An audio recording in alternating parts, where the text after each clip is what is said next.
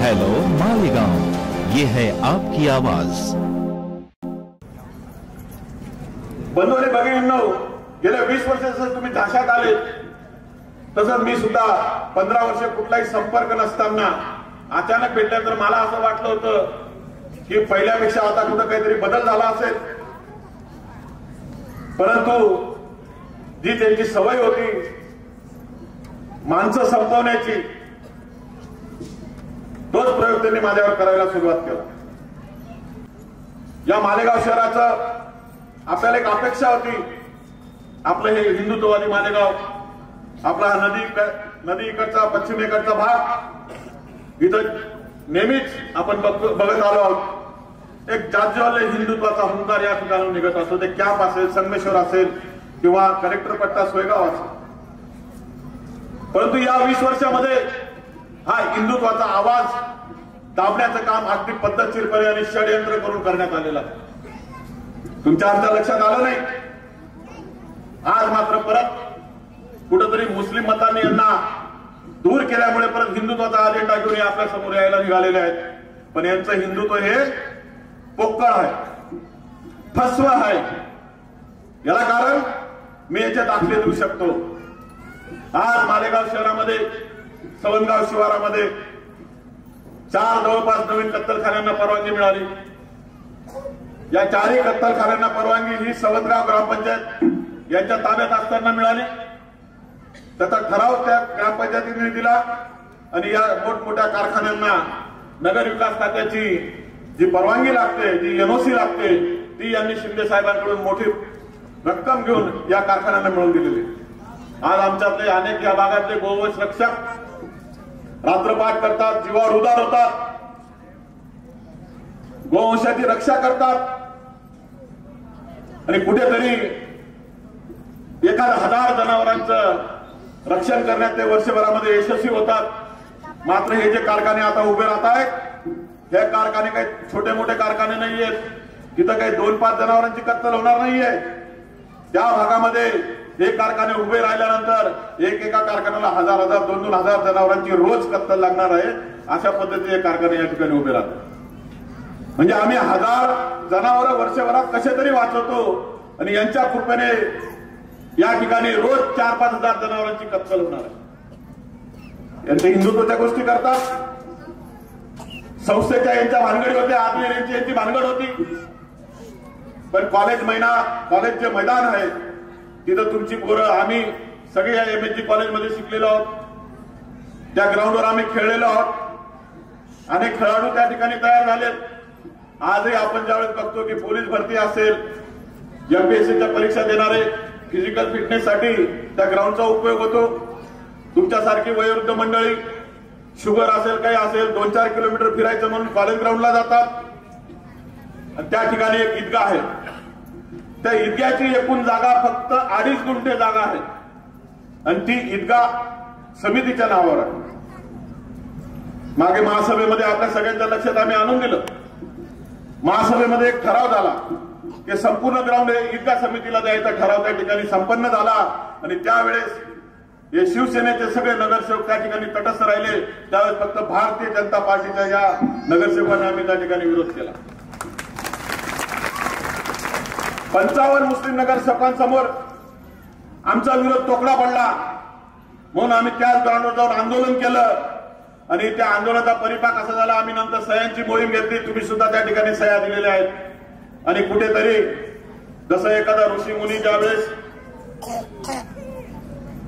तपस्येला बसतो आणि त्याची तपस्या जसजशी खट्टर होत जाते तसतसं इंद्राचं सिंहासन हलायला लागून जातं। याचंही सिंहासन हलायला लागलं, ताबडतोब स्थायी समितीचा सभापती घेतला आणि मुख्यमंत्र्यांना भेटले, एकनाथ शिंदेना भेटले आणि त्या ठिकाणी त्यांनी तो ठराव खंडित करण्याची मागणी केली। त्यावेळेस जर आम्ही आंदोलन केलं नसतं तर आज हे कॉलेज ग्राउंड त्याला म्हणतो हे ईदगाह ग्राउंड झालं असतं। आणि आज यांनी सांगायचं, कुठंतरी भूलतापा द्यायचा, विकास सांगायचा, कसला विकास, कोणता विकास? हा विकास फक्त तुमच्या टक्केवारीसाठी हा विकास झालेला आहे। हा विकास कोणालाही मान्य नाहीये आणि तुम्ही सगळ्या, अरे एका नगरसेवकाला तुम्ही घाबरता, नगरसेवकाची कामं कट करता, नगरसेवकांनी दिलेले प्रस्ताव रद्द करतात आणि वरून आमची पक्षातून हकालपट्टी करण्यासाठी तुम्ही युती म्हणून आम्हाला युतीचं काम केलं नाही म्हणून हकालपट्टीचा तुमचे कार्यकर्ते गाजावाजा करतात। पक्षाने मला अजून अधिकृत पत्र सुद्धा दिलेलं नाही। तसं पैसा यांचं सर्वस्व आहे आणि तोच पैसा आता तुमच्या समोर येणार। बंडू काकांनी काल परवा पेराच्या भाषणामध्ये सांगितलं, मी काही या गोष्टींकडे लक्ष देत नाही, ते म्हणे काय त्या सोन्याच्या मण्यांचं पॅकिंग चालू आहे, 4-4 मणी मिळणार आहेत तुम्हाला, शेतकऱ्यांना तयारीत राहा। 20 वर्ष लुटलेलं आहे, 20-25 हजार कोटीचा मालक झाल्याचं सांगतात लोक।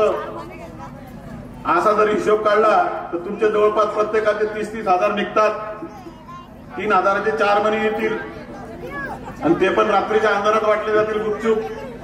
ते पण खरे आहेत का खोटे आहेत, मतदान करून यानंतर सोनाराकडे जात परत आणखी पस्तावा होईल। पण ठेवून घ्या किंवा मनी नको, काय जे असेल ते रोकडा बोलू।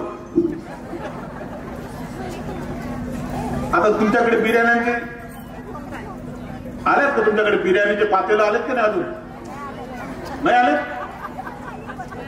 असं कस काय? तर आपला वाढ आहे म्हणून नाही देतात कदाचित, असं वाटलं असं। जिथं मतं मिळणार नाही बिर्याणी देऊन काही उपयोग नाही। आमचा वाढ हा अनेक वर्ष तुमच्याही काळात तुम्ही आमदार असताना आमचा हा वाढ विकासाचा भुकेला होता, त्याची भूक भागवण्याचं काम आम्ही केलेलं आहे। तुम्हाला हा रस्ता अनेक वर्षाचा प्रलंबित रस्ता आम्ही तुम्हाला दिला। तुमच्या प्रत्येक गल्लीमध्ये लाईट दिले, गटारी केल्यात, 10-20% काम तेही कधीच पूर्ण झालं असतं, मात्र मी 3 वर्षापासून आम्हाला कुठल्याही प्रकारचं काम करू दिलेलं नाही। त्याच्यामुळे खूप जास्तीचा वेळ न घेता मी आपल्या सगळ्या माझ्या माता भगिनींना या ठिकाणी हात जोडून विनंती करेल की बंडू काकांना प्रचंड मतांनी निवडून द्या। बाकीचं काय मी सांगून टाकले, कोणाला सोडायचं नाही, आपलाच पैसा आहे। पण माझ्या बंडू काकाला पदरात घ्या आणि परिवर्तन घडवा आणि मग आम्ही तुम्हाला दाखवू की एक नगरसेवक जर एवढं करू शकतो तर त्याच्याबरोबर आमदाराची जर जोड मिळाली तर या आपल्या वार्डाचा आपण काय करू शकतो। सोनंच होणार आहे, नकली सोन्याला बळी पडू नका। हे असली सोनं आता आलेलं आहे, अनेक वर्ष दबावात ठेवलेलं होतं, कोणी लढायला तयार होणार नाही म्हणे। असं कसं होणार नाही? जिथे सुनील गायकवाड असेल तिथं कोण लढायला तयार होणार? बरोबर ना बाई? आपण लढणार आहोत, आपला वार्ड लढणार आहे, अनेक शिवूर आपल्या वार्डामध्ये आहेत आणि या ठिकाणी दादागिरी जी काही चाललेली आहे त्यांच्या आज लक्षात आला असेल। काल काही गावगुंड आणि सगळ्या जर पाहिल्या तुमच्या त्या तिकडे काही गाड्या लावलेल्या होत्या मोठी कॉर्नरच्या त्या कोपऱ्याला, मागे मी त्या फॉर्म भरायच्या सभेमध्ये बोललो, MH 47, MH 15, MH 18, MH 19 अशा गाड्या आलेल्या होत्या फॉर्म भरायला। काल आपल्या वार्डात फक्त काय झालं की त्यांनी नंबर प्लेट काढून घेतली। बिगर नंबर प्लेटच्या गाड्या तुम्ही अनेक त्या ठिकाणी उभ्या राहिलेल्या पाहिल्या असतील। अजून खूप गुंड येणार आहेत नाशिक इकडून तिकडून ठाण्याहून, पण काळजी करू नका, 8च दिवस राहिलेले आहेत, यांचा गुंडगिरीचाही समाचार आपल्याला घ्यायचा। आम्ही लढतोय तुमच्या बालबच्चांच्या संरक्षणासाठी, आम्ही लढतोय तुमच्या मुलांना ड्रग्स पासून वाचवण्यासाठी। आम्हाला तुम्ही ताकद द्या, शक्ती द्या, आशीर्वाद द्या, एवढीच विनंती करतो आणि थांबतो। जय हिंद, जय महाराष्ट्र, जय श्रीराम। बंधू आणि भगिनींनो, बंडू काकांची निशाणी आहे रिक्षा आणि त्याचा अनुक्रमांक जो आहे तो 11 नंबर आहे, म्हणजे 1 और 1 2 11। समझ में आया ना? बंडू काका और मैं मिलके 11। हाँ 2 1 तुमची बरं 2 1 आणि त्याच्या समोर रिक्षा या निशाणीचं बटन दाबा आणि माझ्या या बंडू काकाला पदरात घ्या, एवढीच विनंती मी तुम्हाला करतो। आणि असंही लोक 5 वर्षानंतर तुमच्या दाराशी आता येत आहेत। आम्ही नेहमी तुमच्या साधने असेल, आपल्या साधने या ठिकाणी आम्ही नेहमी तुमच्या सेवेमध्ये इथे असतो, तुमच्या सुखदुःखात असतो आणि मला विश्वास आहे की मी चुकीचा माणूस या ठिकाणी, चुकीच्या माणसासाठी मी या ठिकाणी मतं मागायला नाही आलेलो। परत एकदा विनंती करतो की 11 नंबरच्या अनुक्रमांकाच्या समोरचे जे रिक्षाचं बटन आहे ते दाबा आणि बटन इतकं दाबा की ते मशीन खराब झालं मग परत वाजले पण किती वाजले एकदा कंपाऊंड मध्ये गेलं अगदी 9 जरी वाजले रात्री 10 जरी वाजले तरी आपलं मतदान होतं हे तुम्हाला माहिती आहे. त्याच्यामुळे काळजी करायची नाही, जोरात बटन दाबायचं आणि बंडू काकाला जोरात निवडून आणा एवढीच विनंती.